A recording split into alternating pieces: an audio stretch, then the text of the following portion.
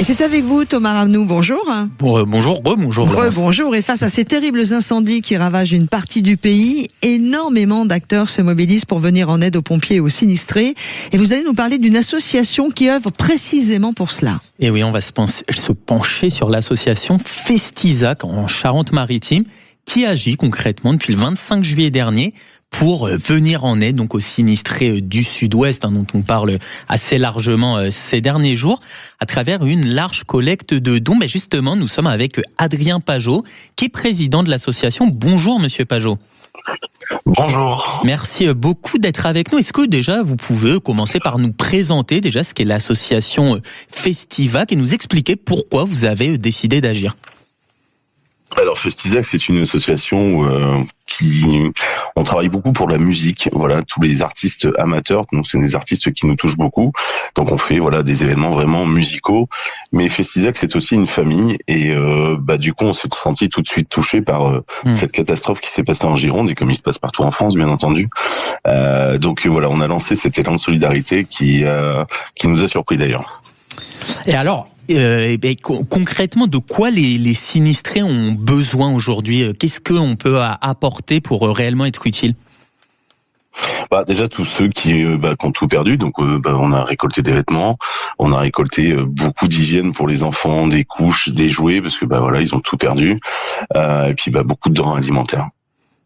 Bien sûr, et on imagine qu'il y a une certaine logistique aussi derrière tout ça, donc faut réceptionner, trier, stocker, puis acheminer ces dons. Je suppose que c'est un véritable défi. Comment vous parvenez à organiser tout ça?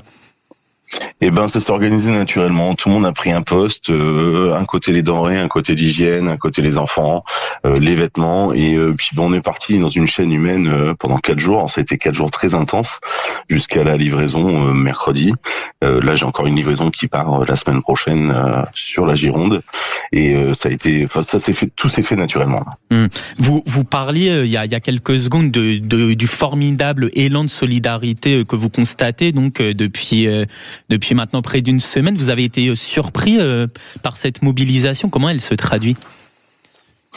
En 24 heures, on a réussi à remplir une ancienne caserne de pompiers en faisant de la communication sur les réseaux sociaux. Donc il y a 1000 mètres carrés de bâtiments qui ont été remplis en 24 heures. Ah oui, c'est énorme. Et c'est tout type de personnes qui viennent, qui participent?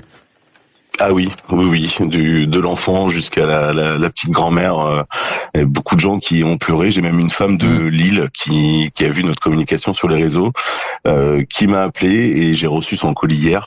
Et c'est touchant parce que même au nord de la France, ils étaient impactés par cette catastrophe girondine. Ouais, ça fait chaud au cœur forcément. C'est ça. Et un sujet dont on commence à parler en ce moment, sont ces faux appels aux dons, ces fausses cagnottes qu'on voit fleurir sur les réseaux sociaux. On en parlera plus en détail d'ici une demi-heure. Est-ce que ces arnaques, ça complique d'une certaine manière votre travail? Vous sentez des gens peut-être plus réticents à donner, qui n'ont pas forcément confiance du coup dans ce type d'initiative? Alors nous, pour notre part, c'est notre première collecte pour un événement comme ça, mais on n'a pas du tout senti l'impact des personnes qui profitent du malheur des autres pour se faire plaisir, quoi. Donc nous, on n'a pas du tout connu cet impact-là. D'accord. Écoutez, merci beaucoup d'avoir été avec nous, Adrien Pajot, et bravo surtout. Et est-ce qu'on peut continuer de vous aider? Est-ce qu'on peut continuer de faire des dons à l'association? Alors pour le moment on a bloqué parce que les centres de collecte de la Gironde ralentissent un tout petit peu, eux, pour pouvoir gérer derrière aussi, parce que c'est vraiment une fourmilière dans les centres de collecte girondins.